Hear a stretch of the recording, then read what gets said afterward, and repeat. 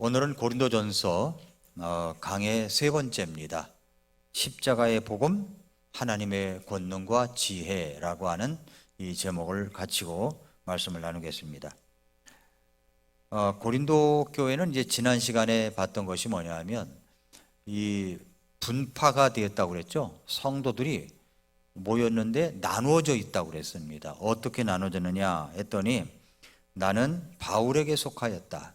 나는 게바에게 속하였다. 나는 아볼로에게 속하였다. 니들은 다 그렇지만 나는 그리스도에게 속했어 해가지고 이것이 갈라져 있다는 겁니다. 교회에서 그런 어떤 파벌이 생겼다는 거죠. 원인이 뭐냐면 인간의 지혜와 영향력에 대한 의존이라고 생각이 됩니다. 인간의 지혜, 사람들이 참 저 사람 똑똑하게 생겼어, 저 사람 하는 말이 맞아. 그러니까 여기 유명한 사람들이잖아요. 다 아볼로, 게바, 바울 전부 다 유명한 사람들이잖아요. 그런데 이런 사람들의 어떤 영향력 그리고 인간적인 면, 이것을 본 것이 아닌가 생각해야 합니다. 사람을 높이려는 교만 때문에 그렇다라고 생각이 됩니다. 그렇다고 존경심을 잃어버리라는 말이 아니라 존경심을 갖고 있지만 그것을 우상시해서는 안 된다 하는 겁니다.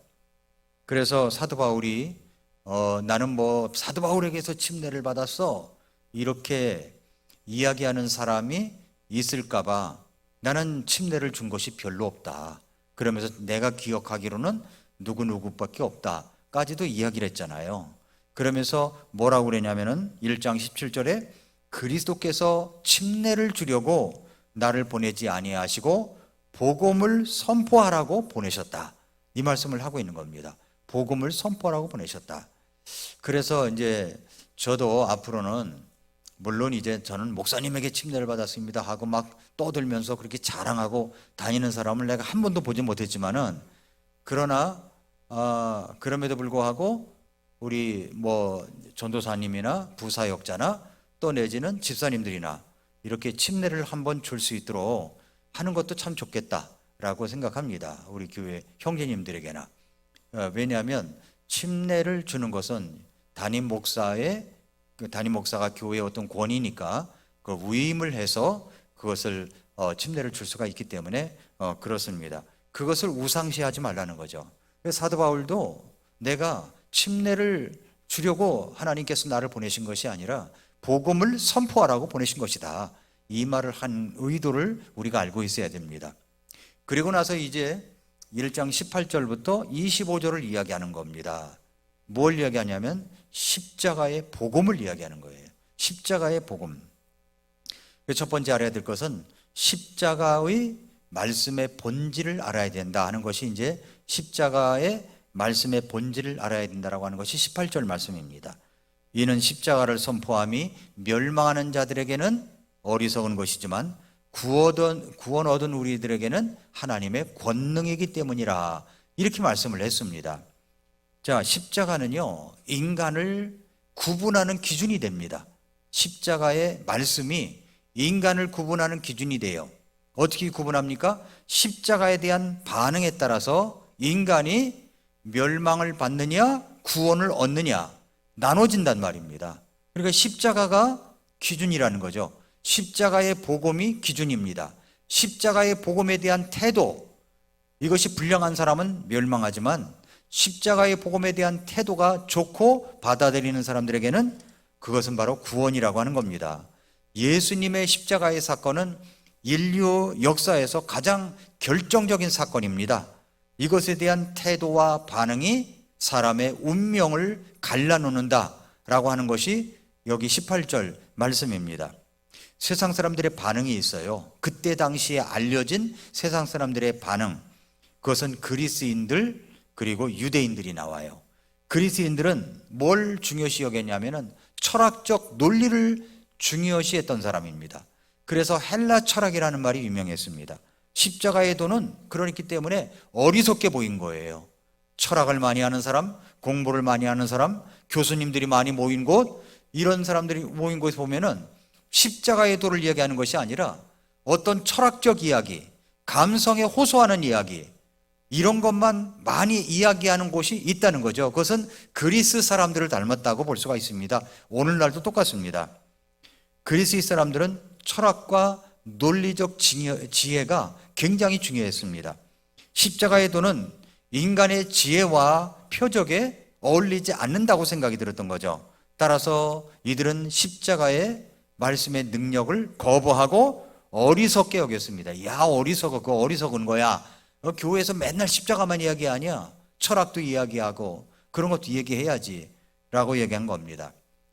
이게 그리스 사람들 반응이고, 유대인들은 어땠냐면 유대인들은 표적을 구했다고 그랬어요.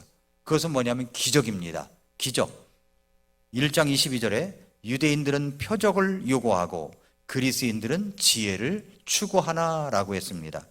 유대인들은 메시아가 영광의 왕으로 오기를 기대했습니다. 그러나 메시아라고 이제 왔다고 하는 분이 십자가에서 못 박혀 죽으니까 이거보다 더 비참한 게 없는 거예요. 이 사람들은 그래도 은근히 기대를 했었는데, 뭐 기적을 일으키고 뭐 하니까 은근히 기대를 했었는데 그게 아니었다는 말입니다. 그래서 신명기 21장 23절에 보면은 나무에 그리스도가 나무에 달려 죽다니 그건 저주받은 것 아닌가라고 하면서 신명기 말씀에 나무에 달린 자마다 저주받은 자라고 되어 있기 때문에 예수님은 저주받은 것이다. 그분은 메시아일 수가 없다. 이렇게 이제 생각을 한 거죠. 결국 십자가의 능력의 권위는 인간의 지혜와 기대를 완전히 무너뜨렸다라고 생각되기 때문에 인간적인 생각으로는 도저히 이해가 되질 않았던 겁니다. 이로 인해서 십자가의 능력의 말씀을 거부한 사람들은 멸망의 길로 가게 된 겁니다. 멸망의 길. 유대인들은 기적과 표적을 요구하고 십자가는 걸림돌이 된 거죠. 걸림돌이. 그 다음에 그러나 세상 사람들은 그렇게 반응하지만 구원받은 자들에게는 하나님의 능력이 된다고 그랬죠. 하나님의 능력. 예. 여기서 고린도전서 1장 18절에 이는 십자가를 선포함이 멸망하는 자들에게는 어리석은 것이지만 구원받은 우리들에게는 하나님의 권능이기 때문이라 그랬어요. 자, 여기 권능이라는 말이 나와요. 권능이라는 말은 무슨 말이냐면은 이것이 헬라어, 그리스어로 이야기한다면 두나미스라고 하는 단어예요. 두나미스. 아주 유명한 단어입니다. 이게 두나미스, 디나미스라고도 하는데, 그런데 이 단어는 무슨 뜻이냐면은 힘, 능력이라는 뜻을 갖고 있습니다. 그래서 어떤 일을 수행할 수 있는 내적인 힘, 능력, 두나미스, 초자연적인 능력, 기적적인 힘, 인간의 능력을 초월하는 하나님의 능력, 또 하나는 권세, 권위, 영향력이라는 뜻이 있는데 이것은 강력한 영향력이나 권위를 나타낼 때 사용되는 단어가 뭐냐면은 헬라어로 두나미스라고 하는 단어입니다. 두나미스. 이 두나미스는 단순히 힘, 능력만을 의미하는 것이 아니라 어떤 목적을 이루기 위한 능력이나 영적인 힘까지 포함이 된 거예요. 어떤 목적을 이루기 위한 능력 또는 영적인 힘이라는 것까지도 포함된 단어입니다. 자, 성경에서 두나미스라고 하는 이 단어가 쓰인 구절들이 있습니다. 로마서 1장 16절을 한번 열어보세요. 로마서 1장 16절. 로마서 1장 16절. 내가 그리스도의 복음을 부끄러워하지 아니하노니 이는 그 복음이 믿는 모든 자에게 구원을 주시는 하나님의 권능이기 때문이라. 이게 권능이라는 말 나오죠? 이게 두나미스예요. 권능이기 때문이라. 먼저는 유대인에게요, 또한 그리스인에게로다. 로마서 1장 16절에 복음이 구원을 주는 능력이 됨을 설명할 때 사용된 단어, 하나님의 권능이기 때문이라. 하나님의 힘, 능력, 영적인 힘, 두나미스라고 하는 말이죠. 그 다음에 이제 우리가 잘 아는 사도행전 1장 8절에 보면은 오직 성령님께서 너희에게 오신 뒤에 너희가 권능을 받고 예루살렘과 온유대와 사마리아와 땅의 맨 끝 지역까지 이르러 나를 위한 증인들이 되리라 하시니라 그랬죠. 성령님께서 오신 뒤에 너희가 권능을 받고, 이 권능이 뭐냐면 두나미스예요. 두나미스. 그러니까 이것은 바로 힘, 초자연적인 힘, 성령님께서 임하실 때 주어지는 초자연적인 능력을 설명할 때 쓰였던 단어입니다. 두나미스, 권능. 그 다음에 이제 마가복음 5장 30절을 보세요. 마가복음 5장 30절에 보면은 예수님께서 효능이 자기에게서 이제 뒤에서 혈루증 앓는 여인이 예수님의 옷자락이라도 만지면 낫겠다는 믿음으로 만졌잖아요. 그때 예수님께서 그 효능이라는 말이 두나미스입니다. 효능이 자기에게서 나간 것을 즉시 스스로 아시고 밀려드는 무리 가운데서 돌아서서 이르시되 누가 내 옷에 손을 대었느냐. 그 말씀하셨죠? 여기 효능이라는 말이 두나미스예요. 이게 능력입니다. 능력, 힘. 예수님께서 병자를 고칠 때 나타나신 초자연적인 능력을 말하는 겁니다. 자, 다시 이제 고린도전서 1장 18절로 돌아간다면 이는 십자가를 선포함이 멸망하는 자들에게는 어리석은 것이지만 구원받은 우리들에게는 하나님의 권능이기 때문이라. 자, 여기 십자가를 선포함이 믿는 자들에게는 하나님의 두나미스, 권능. 이것은 이렇게 말해야 되는 거죠. 십자가를 선포하는 것이 죄와 사망에서 구원하는 하나님의 초자연적인 능력을 말하는 거예요. 초자연적인 능력. 구원받은 자들에게는 십자가를 통해서 하나님의 구원의 능력이 나타나는 겁니다. 생각해 보세요. 이거 얼마나 초자연적인 능력입니까? 예수님을 믿었는데 내 죄가 다 사해졌어요. 이게 초자연적인 능력 아닙니까? 놀라운 능력이죠. 삶을 변화시키는 능력도 들어가 있습니다. 십자가를 선포하는 것은 인간의 삶을 근본적으로 변화시키는 능력을 의미합니다. 죄의 노예 상태에서 벗어나고 거룩하게 변화되는 능력을 말하는 겁니다. 또 사탄의 권세를 이기는 능력도 있어요. 십자가에서 그리스도께서 사탄의 권세를 깨뜨리셨습니다. 따라서 십자가를 선포하는 것은 영적 전쟁에서 승리하는 능력을 말하는 겁니다. 부활의 능력도 들어가 있어요. 십자가를 선포하는 것은 결국 예수님의 부활을 통해 완성되는 겁니다. 믿는 자들에게는 부활의 능력이 임하게 된다는 거죠. 그러니까 십자가를 선포함이 멸망하는 자들에게는 어리석은 것이지만 구원받은 우리들에게는 하나님이 권능이기 때문이라 해서 하나님의 권능은 단순한 힘이나 물리적 능력을 말하는 것이 아니라 구원을 이루시는 능력이고 삶을 변화시키는 능력이고 죄와 사망의 권세에서 이기게 하는 능력이고 부활의 능력을 말한다 하는 것이라고 우리가 볼 수가 있는 겁니다. 구원하는 능력, 죄와 사망에서 구원했죠. 삶을 변화시키는 능력, 죄의 노예 상태에서 해방시켰죠. 사탄의 권세를 이기는 능력, 십자가에서 사탄의 권세가 깨어졌죠. 부활의 능력, 예수님의 부활을 통해 완성됐죠.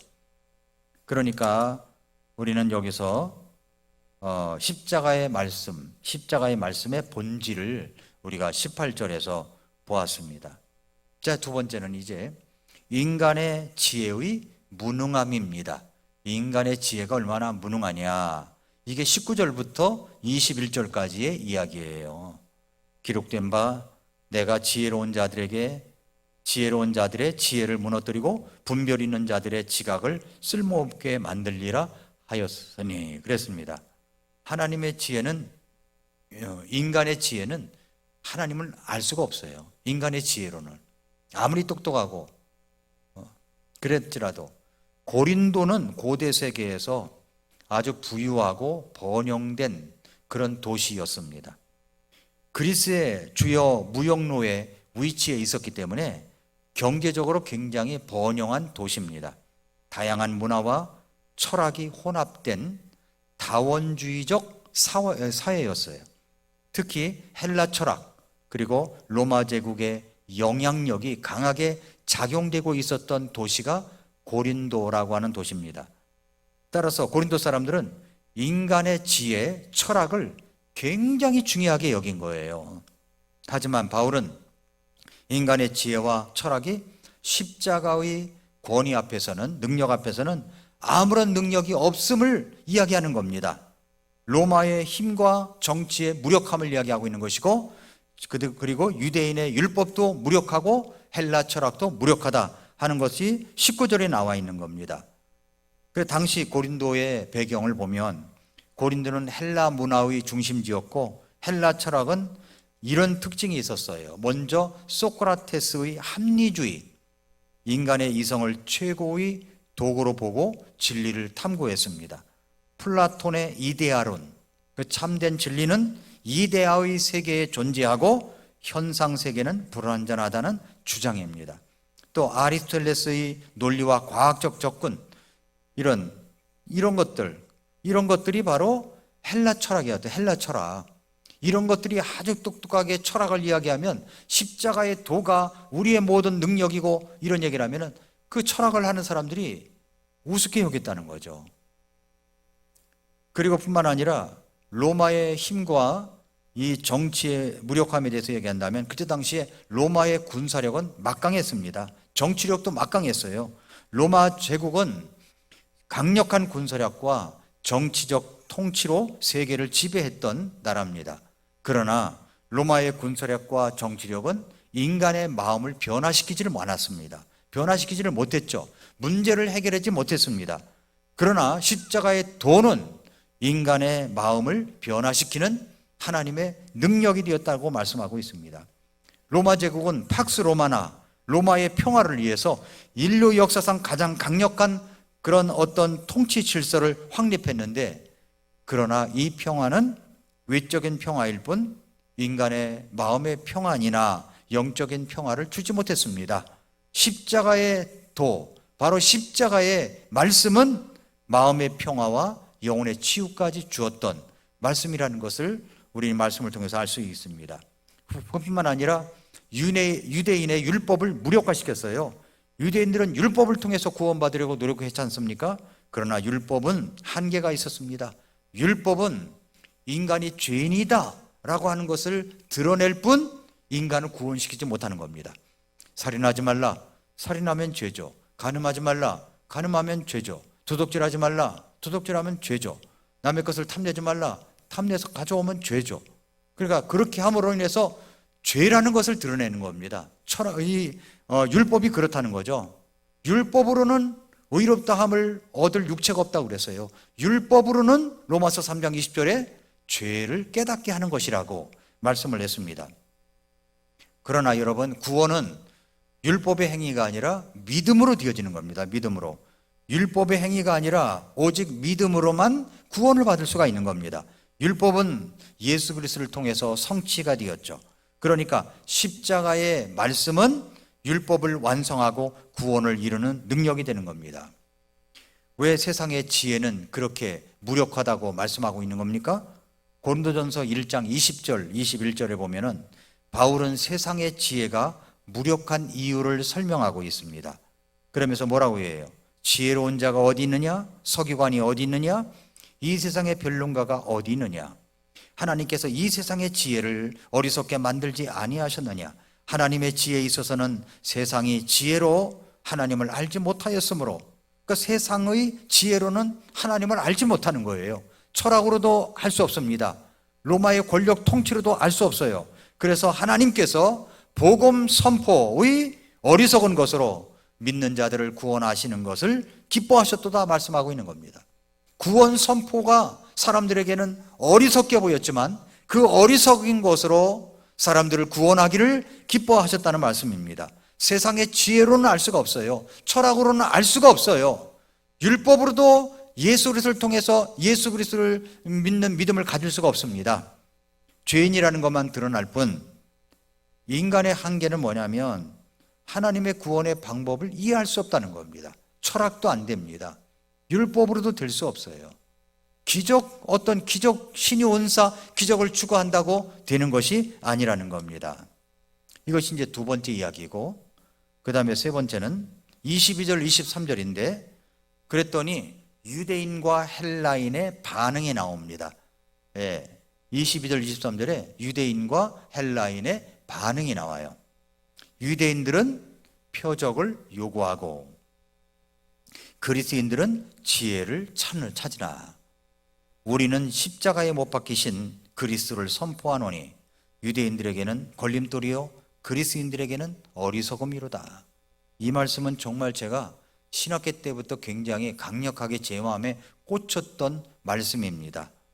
유대인들은 뭘 요구해요? 표적. 그 다음에 그리스인들은 지혜.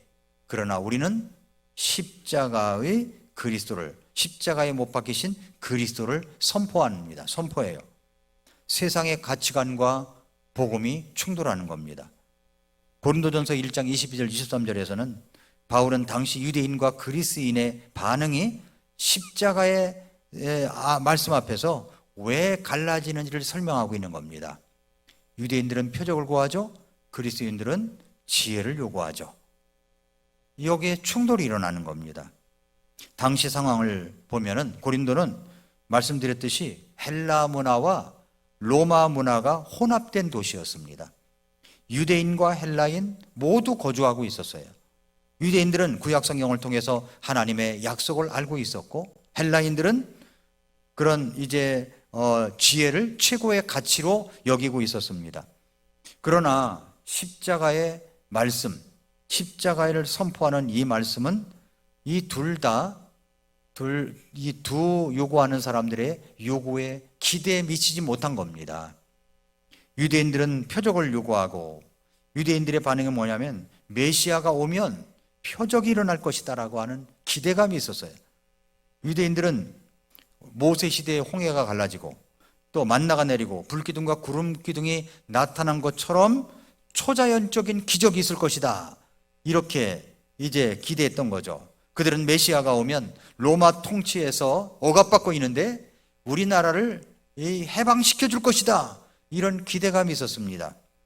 그러나 십자가는 기적이 아니라 수치와 저주의 상징이었습니다. 십자가가, 예수님 십자가에서 처형당했다라고 하는 것은 유대인들에게는 메시아로 받아들일 수가 없었던 거죠.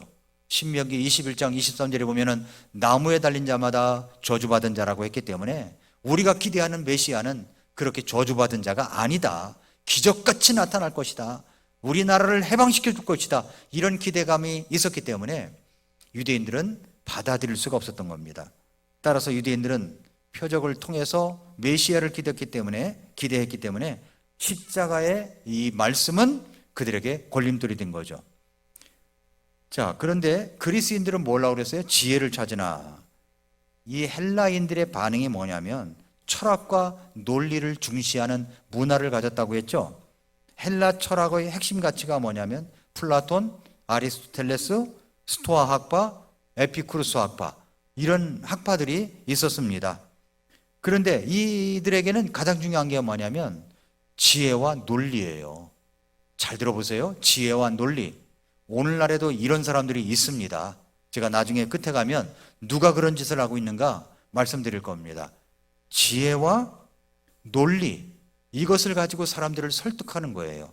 아주 좋은 말, 에세이 같은 말, 우리 하나님을 바라봅시다, 믿음으로 삽시다, 또 여러 가지 그런 아주 사람의 감성에 호소하고 뭔가 참 그럴듯하게 끄덕끄덕거리는 말, 이런 말을 하는 사람들이 지금도 유튜브 방송을 통해서 CBS의 잘잘법을 통해서 많이 전해지고 있어요.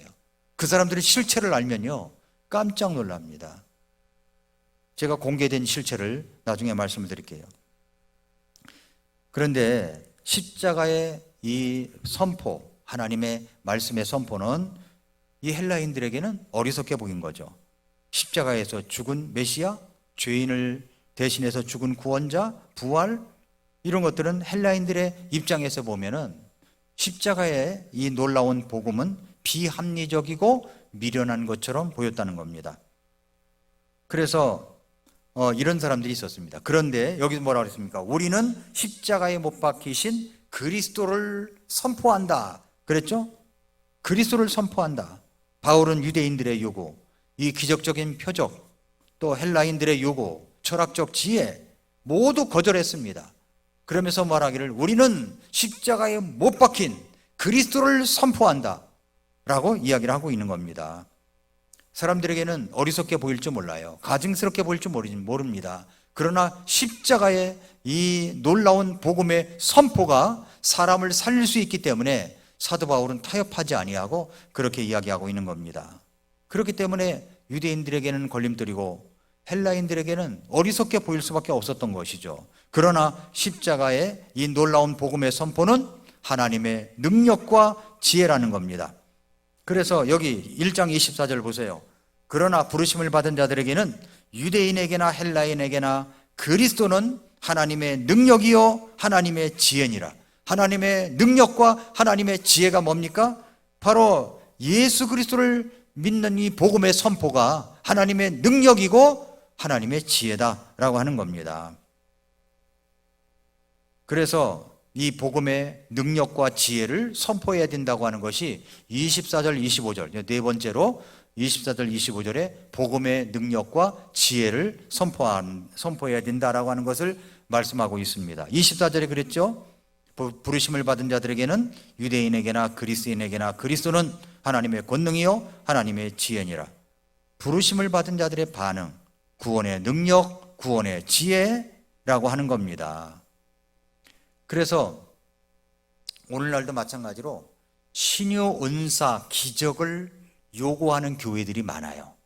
오순절 운동, 이런 운동을 펼치면서 자기가 이마를 치고 기도하면 뒤로 나가 자빠지고, 그리고 무슨 누워가지고 환자처럼 그렇게 몸을 비틀고 방언한다고 난리고, 이런 것들, 그 신유 은사 기적을 요구하는 교회들이 있습니다. 또 한 부류는 철학적 논리, 그러니까 모든 것이 잘 될 것입니다 이러면서 아주 사람들의 감성을 자극하면서 훈훈하게 따뜻하게 하면서 던져주는 말씀을 그렇게 전하는 곳이 있습니다. 대표적으로 이제 CBS는요 옛날부터, 제가 구원받고 나서부터 CBS가 그때도 있었죠.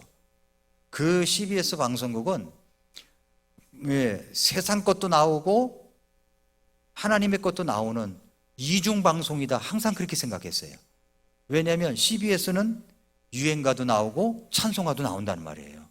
방송국에서, 한 방송국에서 유행가도 나오고 그 다음에 찬송가도 나와요. 단물과 쓴물이 다 나온다는 이야기죠. 그런데 이 CBS에서 운영하는 유튜브에서 CBS 잘잘법이라는 프로그램이 있습니다. 근데 잘잘법은 뭐냐면 잘 믿고 잘 사는 법이에요. 그래서 잘잘법이야. 근데 거기에 이제 대표적으로 출연한 사람들이 누구냐면 김기성 목사, 김학철 교수, 이런 사람들이 많이 나옵니다. 근데 잘잘법의 프로그램의 성격이 뭐냐면 기독교 신앙을 현대인의 감성에 맞추어서 해석하고 전달하려고 하는 겁니다. 결국은. 그러나 성경을 절대적 진리로 강조하는 이 보수적 기독교계에서는 비판적으로 보고 있는 겁니다. CBS는 잘못된 방송이다라고 보고 있는 거죠. 나무위키라는 그 사전이 있죠. 유튜브에 인터넷에 들어가다 보면 거기 보면은 거기에서 CBS는 어떤 방송이냐 그랬더니 나무위키에서 뭐라고 나오냐면은 기독교 보수 진영에서 비판하는 채널, 이렇게 나와요. 근데 거기에 이제 김기성 목사와 김학철 교수에 대한 비판이 있습니다. 김학철 교수는 연세대학교 교수예요. 그런데 이분은 연세대학교에 신학대학원이라는 곳이 있죠. 거기는 자유주의 신학을 하는 데입니다. 자유주의 신학. 자유주의 신학은요, 성경과 거리가 멀은 거예요. 그 성경을 온전히 하나님의 말씀으로 믿지 않아요. 이게 온전하게 보존된 성경이라고 믿지도 않습니다. 기적? 어떻게 그게 가능해? 이렇게 생각하는 데예요. 그런데 거기에 이제 교수로 있는 김학철 교수, 가끔 제가 한번 이야기한 적도 있을 거예요. 행위 구원을 가르친다고, 행위가 없으면 구원을 잃는다고 가르친다고 얘기했던 적도 있을 겁니다. 그러니까 이분은 문자적으로 성경을 해석하지 않습니다. 성경의 절대적 진리와 구원론에 대해서 항상 자유주의적인 입장을 가지고 있습니다. 그리고 성경에서 지옥이 있다라고 분명하게 말하지 않아요. 모호하게 이야기합니다. 모호하게. 지옥에 대해서 이런 학설이 있습니다라고만 얘기해요. 4가지 학설이 있습니다. 이렇게 지옥은 이렇게 이런 것이 4가지 학설이 있습니다. 저 같은 뭐라고 합니까? 지옥은 있습니다라고 하잖아요. 근데 여기는 지옥은 4가지 학설이 있습니다. 이런 식으로 이야기한다는 겁니다. 그 다음에 이제 김기성 목사라고 하는 분이 있습니다. 이분은 감리교 목사예요. 문학평론가라고도 합니다. 성경을 영적으로 해석하고 인본주의적이고 다원주의적인 입장을 취하는 사람입니다. 그래서 이분은 정치 활동에도 굉장히 가담한 사람입니다. 예를 들어서 과거에 이제 광우병 사태 때 반정부 운동을 주도했던 사람이고 4대강 개발을 한다고 하니까 반대 집회를 주도했던 사람이고 박근혜 대통령 탄핵할 때 퇴진 시위를 주도했던 사람이고 그렇습니다. 그러나 이런 사람이 동성애법 통과를 시켜서는 안 된다고 주장한 적이 없어요. 김기성 목사는 교회에서 에큐메니칼 운동을 했던 사람입니다. 그 교회 안에서 천주교, 불교, 이슬람 지도자들과 함께 예배를 진행했습니다. 교회에서. 그래서 기도를 드리는데 기도문에 맨 마지막에 이제 우리는 예수님 이름으로 기도합니다 그러잖아요. 맨 마지막에 뭐라고 그러냐면 기도 끝에 하느님, 부처님, 성모 아리아님, 소태산 대종사님, 나무의 아부탑을 아멘. 이렇게 끝냈다는 거예요. 참 희한한 거죠. 근데 이런 사람들이 이제 CBS 잘잘법에 나와서 이야기를 합니다. 무진장 많이 봐요. 많이 봐요. 그래서 이런 것들에 대해서 보면은 정말 문제가 있다는 거죠. 뭡니까? 이분들은 헬라 철학을 하는 사람과 똑같은 겁니다. 지혜를 추구하지만 십자가를 선포하는 말씀은 없는 겁니다. 구원의 복음을 전하는 것도 없어요. 그래서 이런 것들은 대단히 문제성이 있다는 겁니다. 성경의 어떤 권위와 구원론이 훼손되면 신앙의 본질은 흔들릴 수가 있습니다. 성경은 예수 그리스도를 통한 구원이 유일한 길임을 강조하고 있습니다.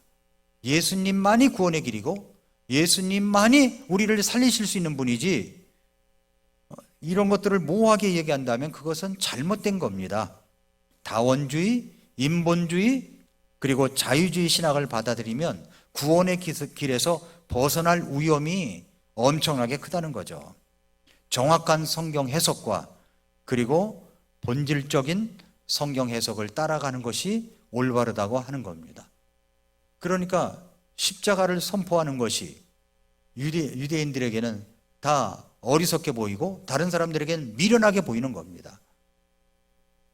어떻게 그것만 얘기하냐 하는 거죠. 그러므로 여러분, 우리가 복음의 단순함을 가지고 믿음으로 받아들여야 됩니다. 세상의 가치관에 흔들리지 말고 복음을 담대히 전파할 줄 알아야 된다는 겁니다. 올바른 교회, 세상에 수많은 교회들이 있어요. 보세요. 그냥 지혜롭게 이야기하고 지혜를 이야기하고 철학을 이야기하고 사람들을 갖다가 그냥 감성에만 좋게 이야기하는 이야기를 하다가 세상 끝나면, 내가 죽는다면 구원받을 수 있다고 할 수가 있을까요? 그렇지 못하다는 거죠. 복음은 인간의 지혜로 설명할 수 없는 하나님의 능력입니다. 세상은 복음을 어리석게 볼 수도 있습니다. 미련하게 볼 수 있어요. 그러나 믿는 자들에게는 하나님의 구원의 능력입니다. 능력이에요. 이 능력이 얼마나 크냐면 다이너마이트를 터뜨리면 어떻게 됩니까? 다이너마이트를 터뜨리는 거. 다이너마이트를 갖다가 내관을 이만한 그 꽉 속에 그 안에 뭘 넣고 무슨 재료인지 모르지만 넣고서 그 다음에 바위를 뚫습니다. 바위를 굴착기로 뚫어요. 뚫어가지고 다이너마이트를 집어넣고 선을 쭉 연결해서 갖다가 이제 전기를 채는 것처럼 탁 치면 터지는 겁니다. 그러면 바위가 터져 내리는 거죠. 제가 울진에서 공사를 하면서 다 봤어요. 직접 터뜨린 적은 없는데 터뜨린 적도 있습니다. 그거 가지고 고기 잡는다고 어쩌다가 하다가 아주 큰일 날 뻔한 적도 있지만은 그런 능력이 복음의 능력이라는 겁니다. 복음의 능력, 하나님의 말씀의 능력이 우리를 구원한 겁니다. 그러니까 이것은 어마어마한 능력이죠. 두나미스라고 하는 단어가 엄청난 단어인 겁니다.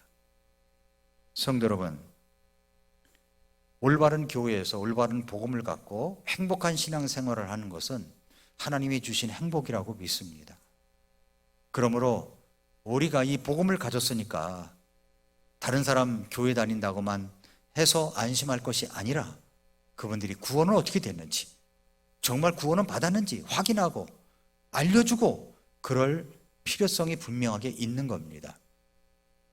그러므로 주일마다 새로 나오는 사람들이 있어야 됩니다. 어떻게 해서든지 나오게 하고 복음을 듣게 하고 상담자와 연결시키고 그래서 구원을 받게 해서 변화의 역사가 일어나게 해야 됩니다. 자, 오늘 말씀 24절 보세요. 다시 24절 22절 보니까 유대인들은 표적을 요구하고 그리스인들은 지혜를 추구하나 우리는 십자가에 못 박히신 그리스도를 선포하노니, 그렇게 선포하니까 유대인들에게는 걸려 넘어지게 하는 것이고 그리스인들에게는 어리석은 것이지만 부르심을 받은 자들에게는, 유대인들에게나 그리스인들에게나 그리스도는 하나님의 권능이시요 하나님의 지혜이시니라. 예수 그리스도는 하나님의 권능이고 하나님의 지혜입니다. 이렇게 하나님의 지혜를 가지고 날마다 복음을 전하며 살아가는 저와 여러분들이 될 수 있기를 축복합니다. 기도하겠습니다.